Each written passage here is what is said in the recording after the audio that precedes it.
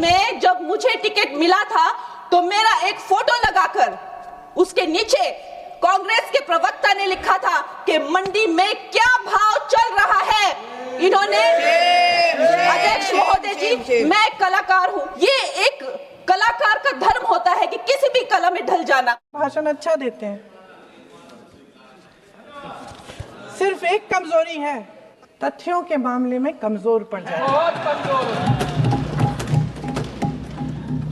इसमें भी एक कला होती है कि तथ्यों को किस तरह से जनता के सामने रखा जाए। मैं तो नहीं हूं, जनता की प्रतिनिधि हूं, कलाकार तो नहीं हूं। इसीलिए मैं भी सदन के सामने कुछ तथ्य रखना चाहती हूं, लेकिन सिर्फ तथ्य के रूप में रखना चाहती हूं।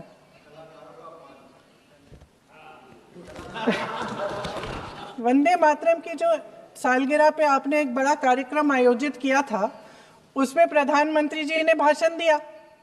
उसमें उन्होंने कहा कि 1896 में पहली बार गुरुदेव रविंद्रनाथ टैगोर ने ये गीत एक अधिवेशन में गाया। उन्होंने ये नहीं बताया कि क्या कौन सा अधिवेशन था, महासभा, हिंदू महासभा का अधिवेशन था, आरएसएस का अधिवेशन था। किस बात से कतरा रहे थे कि ये कांग्रेस का अधिवेशन था। और उदाहरण दूं कि मैं अपना भाषण जारी रखूं, दे रही हूं। 1937 में नेताजी सुभाष चंद्र बोस कांग्रेस का अधिवेशन कलकत्ता में होने जा रहा था, उसका आयोजन कर रहे थे। तो जो मोदी जी ने पत्र सुनाया सदन में 20 अक्टूबर का, और कहा कि जवाहरलाल नेहरू जी ने बोस नेताजी को ये चिट्ठी लिखी और ये कहा कि इस पर चर्चा होनी चाहिए। उससे पहले 3 दिन पहले नेताजी सुभाष चंद्र बोस ने पंडित जवाहरलाल नेहरू को एक चिट्ठी लिखी थी, जिसका जिक्र आपके प्रधानमंत्री ने नहीं किया। और इस चिट्ठी में सुन लीजिएगा,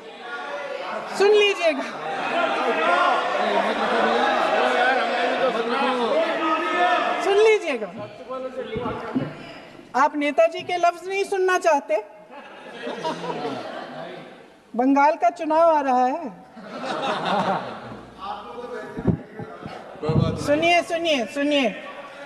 सुनिए। हाँ, कोई बात नहीं, हम तो देश के लिए हैं, हम देश के लिए हैं। आप चुनाव के लिए हैं, हम देश के लिए हैं। हम जितने भी चुनाव हारे, हम यहाँ बैठे रहेंगे और आपसे लड़ते रहेंगे और आपकी विचारधारा से लड़ते रहेंगे। अपने इस देश के लिए, अपनी इस मिट्टी के लिए लड़ते रहेंगे। आप हमें रोक नहीं सकते।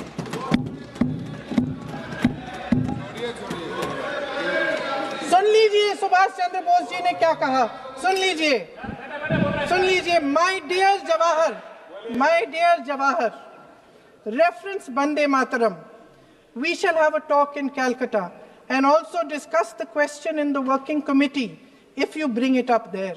I have written to Dr. Tagore to discuss this matter with you when you visit Santi Niketan. Please do not forget to have a talk with him when you visit Santi Niketan. ये 17 अक्टूबर को लिखी जाती है। 10 अक्टूबर को नेहरू जी इसका जवाब देते हैं और आपके और 20 अक्टूबर को, हाँ ठीक है, 20 अक्टूबर को नेहरू जी इसका जवाब देते हैं। इस जवाब की एक पंक्ति प्रधानमंत्री जी ने सुनाई, बाकी पंक्तियां क्यों नहीं सुनाई? क्योंकि उनमें नेहरू जी क्या कह रहे हैं? There is no doubt that the present outcry against Vande Mataram is to a large extent a manufactured one by the communalists. Whatever we do, we cannot pander to communalists' feelings, but to meet real grievances where they exist. I have decided now to reach Calcutta on the 25th morning.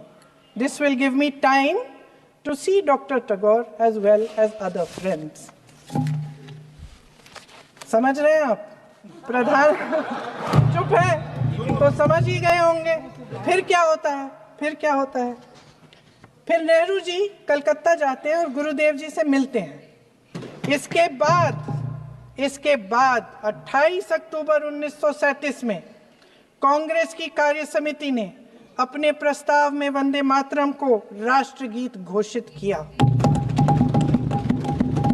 उन्हीं दो अंतरों को कार्य समिति की बैठक में महात्मा गांधी जी, नेताजी सुभाष चंद्र बोस, पंडित नेहरू, आचार्य नरेंद्र देव जी, सरदार पटेल जी, गुरुदेव रविंद्रनाथ टैगोर जी सब मौजूद थे। इस प्रस्ताव के ये सभी महापुरुष इस प्रस्ताव से सहमत थे।